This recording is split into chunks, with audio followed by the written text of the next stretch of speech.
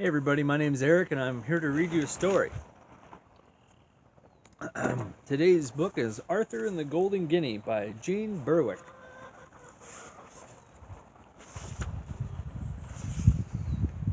Copyright 1963. Lithographed in the United States of America. Library of Congress catalog card number 637535. Dedicated to Tom and Blair and Sherry.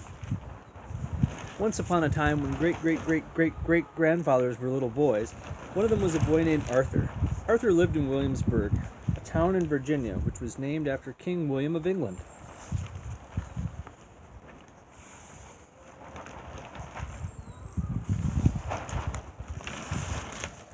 Arthur was not a large boy, and he was not a small boy. He was not plump or thin or tall. He was a plain, middle-sized boy, that is all. But something made Arthur feel very different from the other middle-sized boys in Williamsburg. He carried a secret in his pocket. In Arthur's pocket was a beautiful round gold guinea, a coin of pure gold, and it was all his own.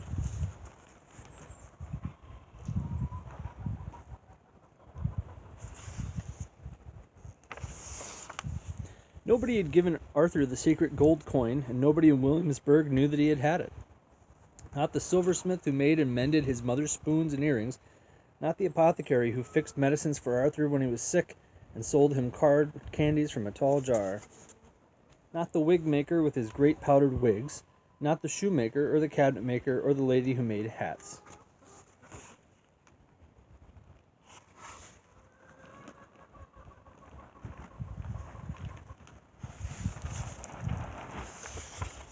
Arthur had found the golden guinea in a secret garden place he knew.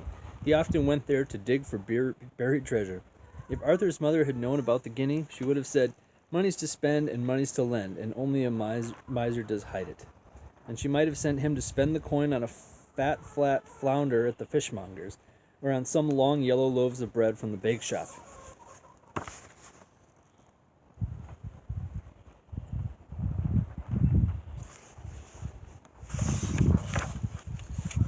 Flat flounders are fine, thought Arthur, but not in place of my shiny coin. Every day he looked at his treasure in the sunshine, and every night he watched it reflect the light of the candle in his room.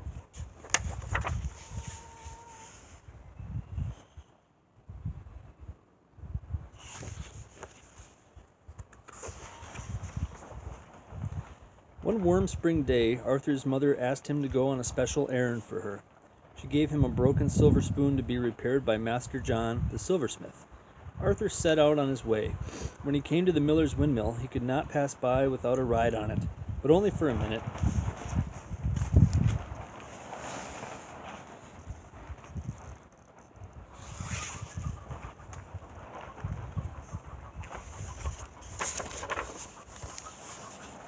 On he went until he heard the blacksmith singing loudly to the clang, clang, clang of his hammer. The smith must strike whilst iron's hot, and know which is and what is not. Arthur watched from the doorway until he remembered he had a special job to do.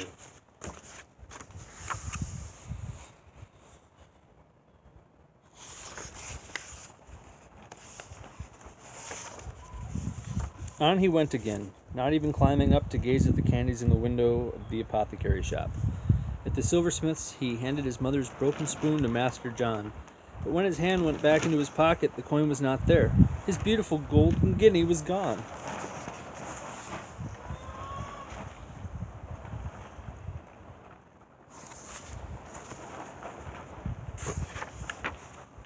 Arthur ran to the door of the shop and looked up and down on the street. Nothing glittered, nothing shone. He stood very still and wondered what to do. He felt lonely and sad. The lady who made hats hurried past with an armful of bows and feathers, and her nose in the air.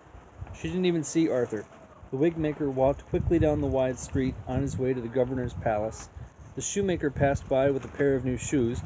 Arthur wished he could tell someone about his lost coin, but nobody knew about it, and nobody cared, and nobody noticed him.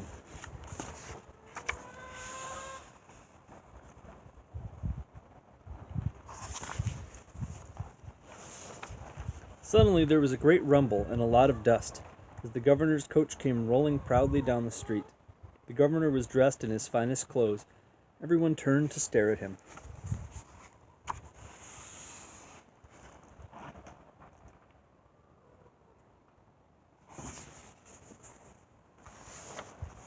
The lady who made hats stared so hard that she walked right into a mulberry tree. Bows and feathers went flying every which way. The wig maker shook a feather off his head and hurried on. The shoemaker brushed a feather off the new shoes he was carrying and walked into the apothecary shop. The apothecary looked out of his shop window and laughed as he sang, "Come on, Mistress High Hat, and just follow me. We'll try to jump over that mulberry tree."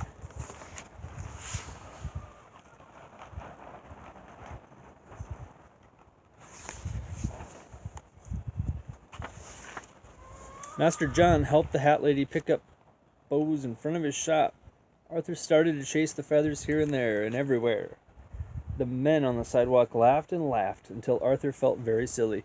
But he too had lost something that day, and he wanted to help the lady.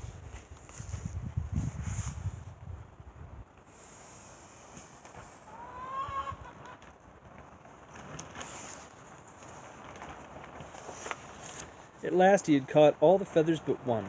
It was a round, fluffy feather. It floated up and down and around, all the way to the miller's windmill, before it came to rest.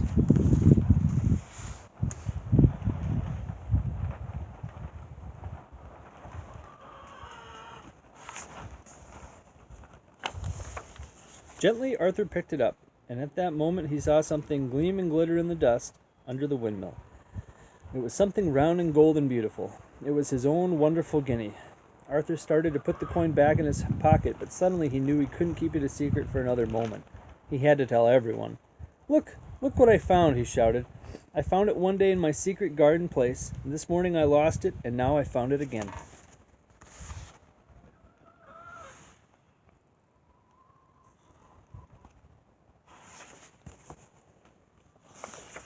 Everyone looked at the golden coin.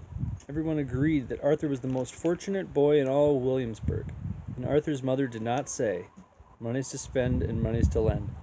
She told Arthur that he must keep this golden guinea always, for good luck. And he did.